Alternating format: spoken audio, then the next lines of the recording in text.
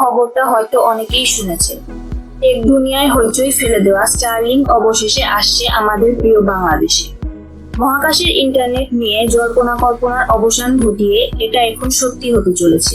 কিন্তু স্টারলিংক মানে কি, এটা কিভাবে কাজ করবে আমাদের দেশে, খরচই বা কত হবে, আর সবচেয়ে জরুরি আপনি কিভাবে এই সংযোগ পেতে পারি।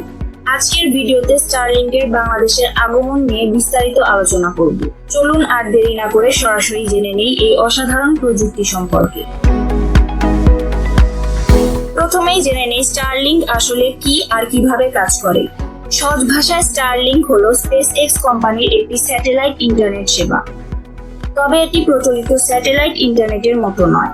স্টারলিংকের হাজার হাজার ছোট ছোট স্যাটেলাইট পৃথিবীর অনেক কাছাকাছি, মাত্র 500-600 কিলোমিটার উপরে লো আর্থ অরবিটে প্রদক্ষিণ করে। তুলনা করলে সাধারণ স্যাটেলাইটগুলো প্রায় 35,000 কিলোমিটার উপরে থাকে। এই কাছাকাছি অবস্থানের কারণে সিগন্যাল আদান প্রদানের সময় বা ল্যাটেন্সি অনেক কম হয়, যা অনলাইন গেমিং বা ভিডিও কলের মতো রিয়েল টাইম কাজের জন্য খুব জরুরি। আপনার বাড়িতে যে স্টারলিংকের ডিশ বা টার্মিনাল থাকবে সেটি সরাসরি এই স্যাটেলাইটগুলোর সাথে সংযুক্ত হবে।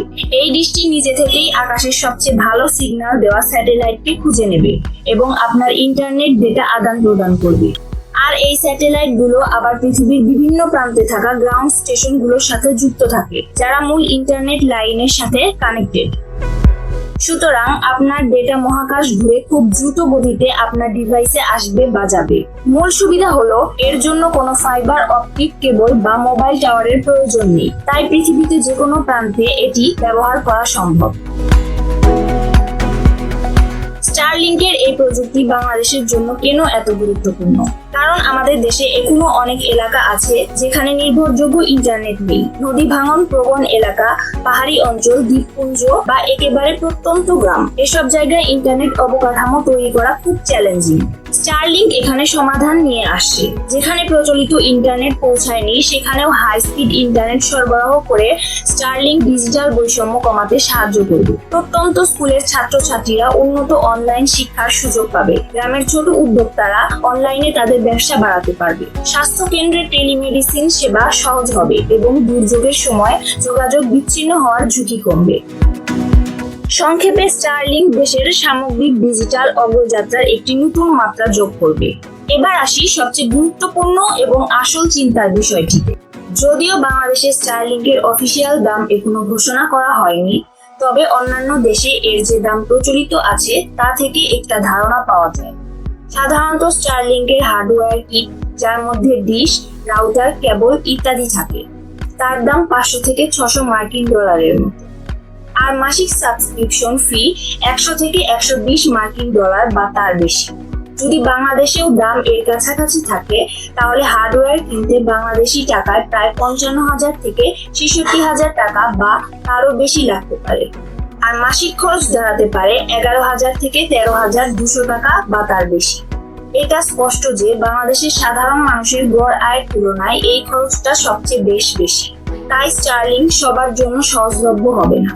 প্রথম দিকে হয়তো যারা খুব জরুরি প্রয়োজনে প্রত্যন্ত অঞ্চলে হাই স্পিড ইন্টারনেট চান বা যাদের অন্য কোনো বিকল্প নেই এবং তারা এই খরচ বহন করতে পারবেন, তারাই স্টারলিংকের প্রাথমিক গ্রাহক হবে। এর মধ্যে থাকতে পারে বড় কর্পোরেট অফিস, যাদের প্রত্যন্ত অঞ্চলে শাখা আছে, এনজিও, সরকারি জরুরি সেবা প্রদানকারী প্রতিষ্ঠান, হাই এন্ড ট্যুরিজম বা ব্যক্তি পর্যায়ে উচ্চ আয়ের ব্যবহারকারীরা।